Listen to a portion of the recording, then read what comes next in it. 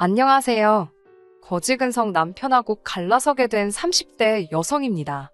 사업을 하시는 아버지와 전업주부이신 어머니 밑에서 외동으로 태어난 저는 경제적으로 비교적 여유가 있는 학창시절을 보냈습니다.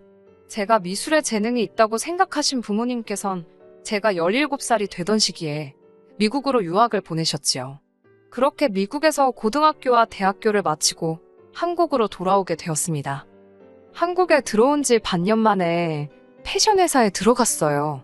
이제 망해서 없어진 회사니까 솔직하게 털어놓아도 되겠지요? 일은 어찌나 많고 월급은 얼마나 짜던지, 그리고 야근은 뭐 말할 것도 없었고요. 그래도 첫 직장이었던 만큼 열과 성을 다해서 열심히 일했습니다.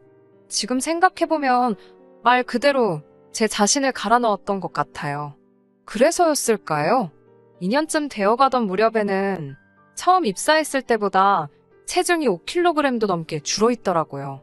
머리엔 원형 탈모도 오고 나이에 맞지 않게 손가락도 마디마디 쑤시고 골병 든다는 게 딱 이런 거구나 싶었습니다.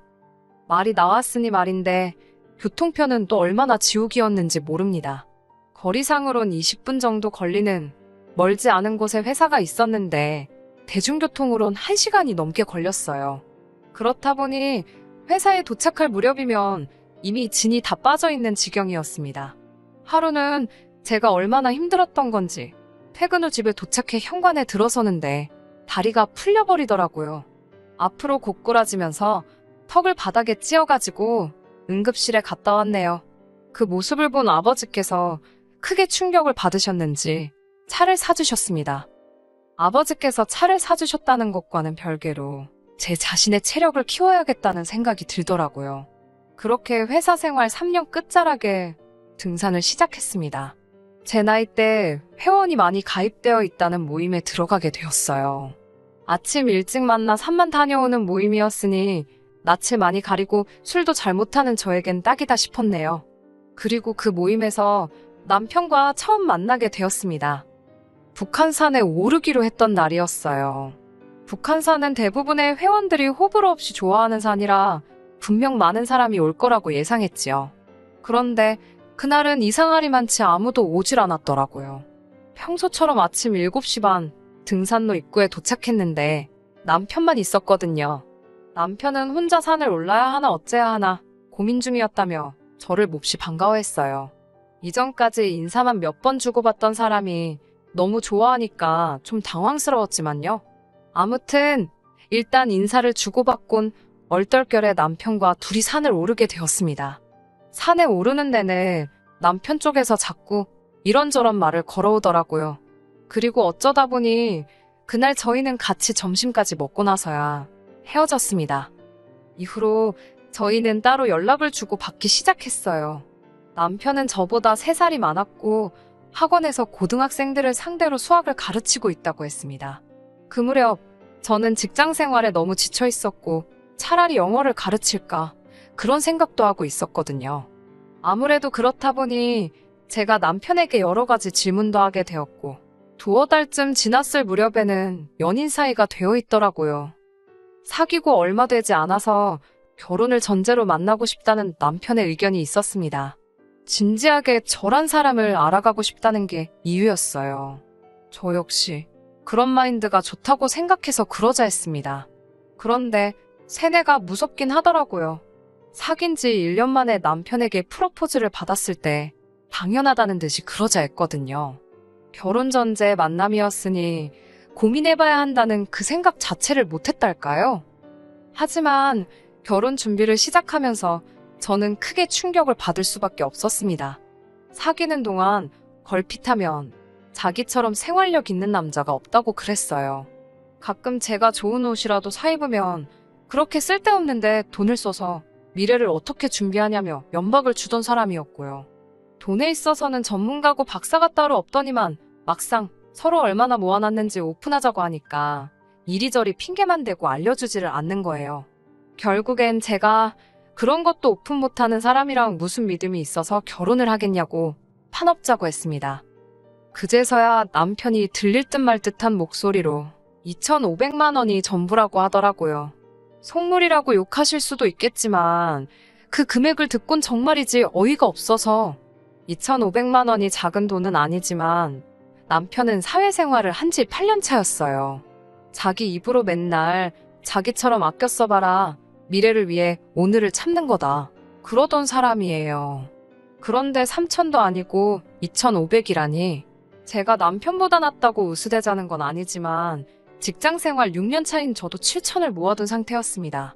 게다가 솔직히 털어놓을게요.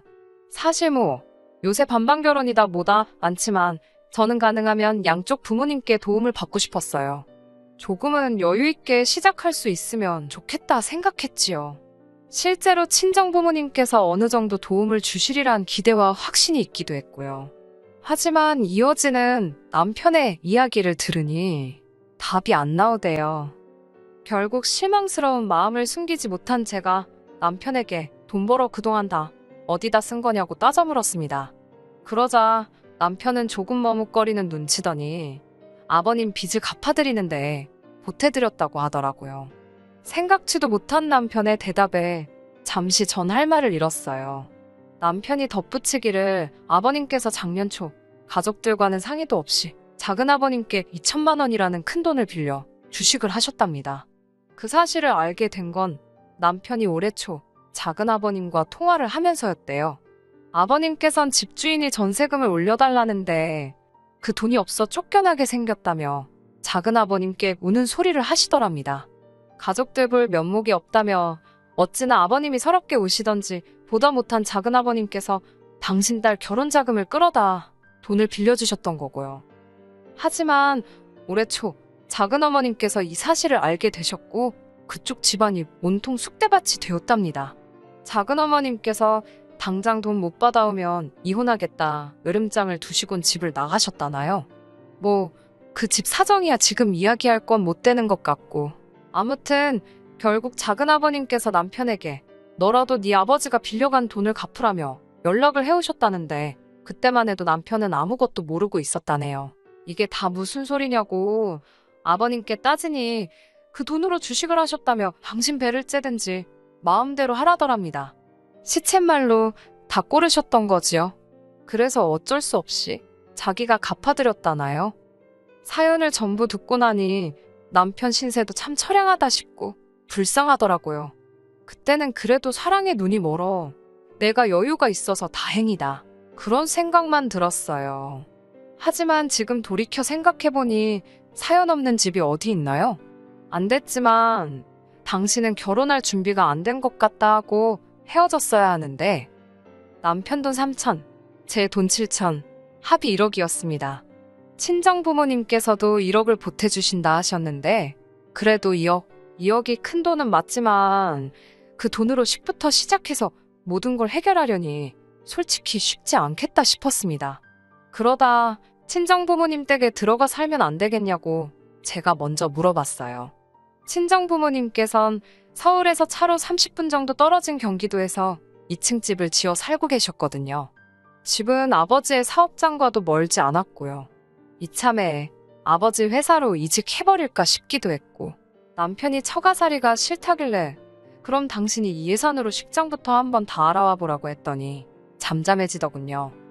친정부모님께선 저희 좋을 대로 하라고 하셨고 그렇게 저희는 신혼살림을 친정 2층에 차리게 되었습니다. 친정에 들어가 살게 되었으니 친정부모님이 주신 1억은 받을 필요가 없겠다 싶더라고요. 그래서 남편에게 친정아버지께 돌려드리겠다고 했어요. 생각해보면 이때부터 저희 사이가 틀어지기 시작했던 것 같아요. 남편이 그 돈을 왜 돌려드리냐며 엄연히 우리 쓰라고 주신 돈인데 이제 공동재산 아니냐길래 말 같지도 않은 소리 하지 말라고 했습니다. 집 구하는데 보태라고 주신 돈이지 당신이나 나 용돈하라고 주신 거 아니라고요.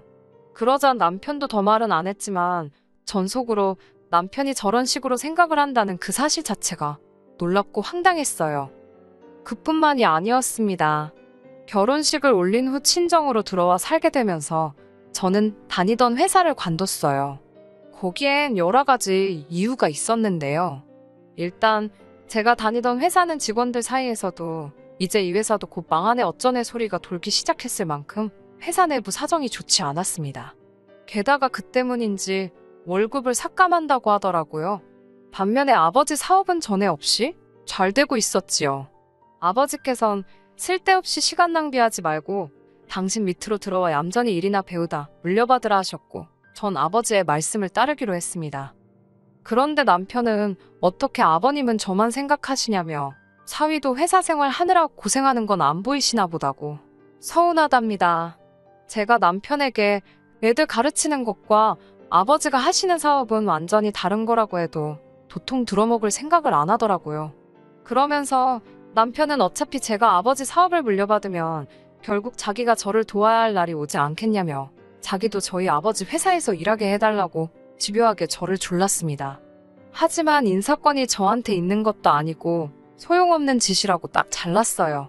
그러자 이 겁대가리도 없는 인간이 장인어른 무서운지 모르고 직접 저희 아버지를 찾아가 자기도 아버님 회사에 꽂아달라 그랬답니다.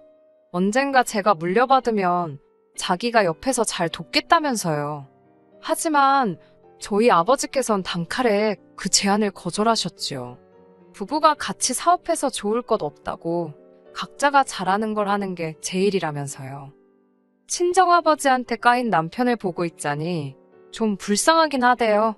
그리고는 아침마다 출근하면서 너는 좋겠다고 까는 상사도 없고 교통지옥에 치이지도 않고 어찌나 앓는 소리를 해대던지요. 도대체 어쩌라는 거냐고 저도 지쳐서 따져 물었더니 제 차 좀 빌려달랍니다. 내키지는 않았지만 이것도 안 된다고 하면 생난리를 치겠다 싶어서 키를 건네주었어요. 그런데 이게 또 화근이었네요. 그날 이후로 남편은 매일같이 제 차를 끌고 출퇴근을 해댔습니다. 심지어 친구를 만날 때도 끌고 나가더라고요. 안 되겠다 싶어서 차 키를 다시 뺏었어요. 그리고는 경차를 한 대 사주겠다 했지요. 경차를 사주겠다 한 이유는 단순했습니다. 출퇴근용으로 저희가 가진 예산 안에서 해결하려고 하려면 경차가 적당했거든요. 그러자 남편이 저더러 넌 외제차 타면서 난 경차 타라는 거냐고 말도 안 된답니다. 자기가 남잔데 그래도 가오가 있지 자기도 외제차를 사달라대요. 나는 아버지가 사주신 거라고 내가 왜 당신 외제차를 사주냐고 하니까 그러자 그럼 제 차를 자기한테 주고 저더러 경차를 타고 다니래요. 제가 싫다니까 또 한다는 소리가 그럼 저희 아버지한테 가서 자기 차도 사주시면 안 되냐고 물어봐 달랍니다. 장인어른 때문에 자기는 아침마다 버스 타고 출퇴근해야 되는데 미안해서라도 한 대 사주시지 않겠냐고요. 듣고 있는데 진짜 이 인간이 미쳤나 싶어서 너무 화가 났어요. 결국 제가 그러면 당신도 당신 아버지한테 사달라고 하라고 쏴붙였습니다. 그러자 남편은 자기 아버지 돈 없는 거 뻔히 알면서 저런다고 저더러 못돼 처먹었답니다. 그렇게 남편의 뻔뻔함에 점점 치가 떨리던 와중 도무지 안 되겠구나, 이 인간은 글러먹었구나, 갈라서야겠다 싶은 일이 벌어졌어요. 결혼한 지 1년이 좀 넘었을 때였어요. 친정부모님께서 저희에게 하실 이야기가 있다며 내려오라고 하셨습니다. 1층 거실로 내려가니 친정아버지께서 들어와 사느라고 고생이 많다고 그러시는 거예요. 저는 들어와 사는 정도가 아니라 얹혀 사는 거라고 웃으며 대답을 했어요.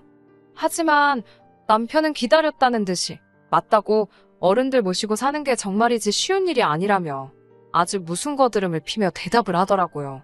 어이가 없어서 생활비도 한 푼 안 내고 살고 있었는데 뭘 모시고 산다는 건지. 하지만 이 무렵 이미 남편의 뻔뻔함에 질릴 대로 질려있던 터라 걸고 넘어지기도 싫었습니다. 너는 짓거려라, 나는 안 듣는다라는 심정으로 들은 척도 안 하고 있었네요. 친정아버지께선 그런 저를 바라보시며 너희 사이도 요새 안 좋은 것 같고 젊은 부부끼리 알콩달콩 살아봐야 하는데 그걸 못해서 그런가 싶다며 제 앞으로 무슨 서류 하나를 내미셨습니다. 아파트 등기부등본이더라고요.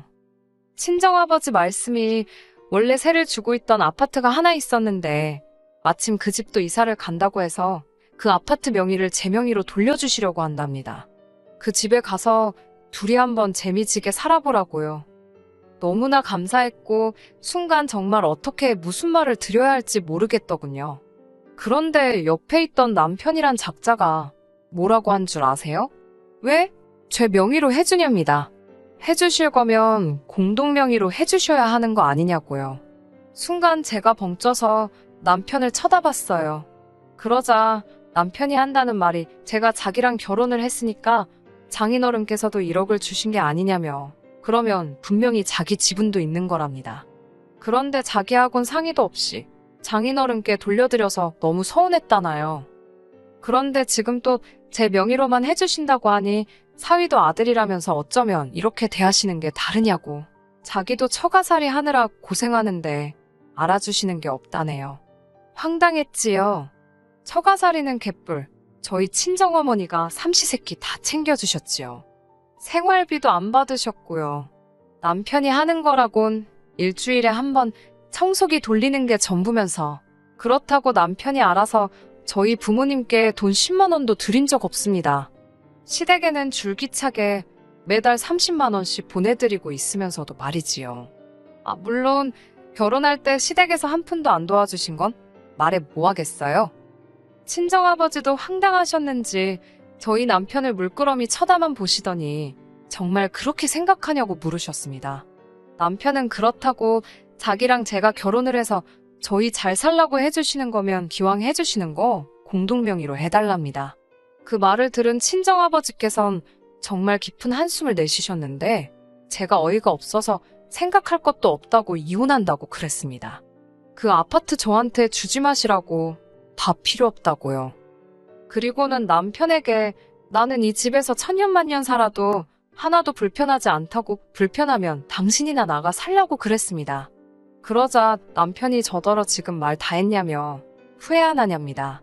어이가 없어서 너 같으면 후회하겠냐고, 걸핏하면 내 친정에서 돈 빼먹을 궁리만 하는 너란 인간하고 하루라도 더 살게 되면 그게 진짜 후회할 일이겠다고 소리를 질렀어요. 그러자 친정 어머니께선 둘 다 지금 어른들 앞에서 뭐하는 짓이냐고 그만하라셨지만 제 분이 도통 사그라들지를 않더군요. 그렇게 저희는 일단 2층으로 올라왔습니다. 사람이 꼴 보기 싫다는 게 이런 거구나 싶을 정도로 남편 발끝허리도 거슬리더라고요. 저는 남편에게 진지하게 하는 말이라고 이혼하자고 했습니다. 도대체 내가 왜 이런 스트레스까지 받아가면서 네 그지근성을 받아줘야 하는지 모르겠다고 싸붙였어요. 그러자 그 인간이 뭘 했는 줄 아세요? 이혼할 거면 위자료를 달랍니다. 자기가 결혼할 때 저에게 준 3천만 원도 돌려달래요. 그래서 제가 법대로 하자고 했습니다. 제가 법은 잘 몰랐지만 제가 진다는 건 말도 안 된다 싶었기에 그냥 내질렀네요. 하지만 며칠 뒤 남편이 웬일로 꽃다발을 사와서는 그동안 자기가 너무 심했던 것 같다며 미안하답니다. 무슨 개수작인가 싶어 남편이 잠든 그날 밤 남편 바지 뒷주머니를 살펴봤어요. 예전부터 그런데 영수증이고 뭐고 다 쑤셔넣는 사람이거든요. 그리고 거기서 변호사 명함을 찾았습니다. 그럼 그렇지. 변호사랑 뭔 얘기를 해도 했다는 생각이 들었고 나를 가지고 놀려 했다는 생각에 한마디로 가소롭더라고요. 이튿날 그동안 아무 일도 없었다는 듯이 나오는 남편에게 합의로 할 건지 소송으로 갈 건지 물었습니다. 그러자 역시 집어넣게 못 준다고 또 부르르 승질 부리더라고요. 이 정도 했으면 그냥 넘어가야 되는 거 아니냐고요. 결국 합의 이혼했습니다. 본인도 아무 승산이 없다는 걸 알았던 모양이에요. 위자료는 개뿔, 그 3천만 원도 안 돌려줬습니다. 당신 집에 드린 용돈이면 당신 그놈의 차며 생활비부터 시작해서 한번 제대로 계산해 볼 거냐 하니 찍소리도 못하길래 그런 거 안 뺏는 것만으로도 감지덕지하라 했네요. 이혼하고 나니까 정말이지 알턴이가 빠진 것처럼 가슴이 후련합니다. 친정부모님도 모처럼 제 밝은 얼굴 봐서 좋다 하시네요. 똥차도 치웠으니 이제 좋은 일만 있지 않을까요? 끝까지 들어주셔서 감사합니다. 오늘의 사연은 여기까지입니다. 구독과 좋아요, 알람 설정 부탁드리고 더 좋은 사연으로 다시 찾아뵙겠습니다. 감사합니다.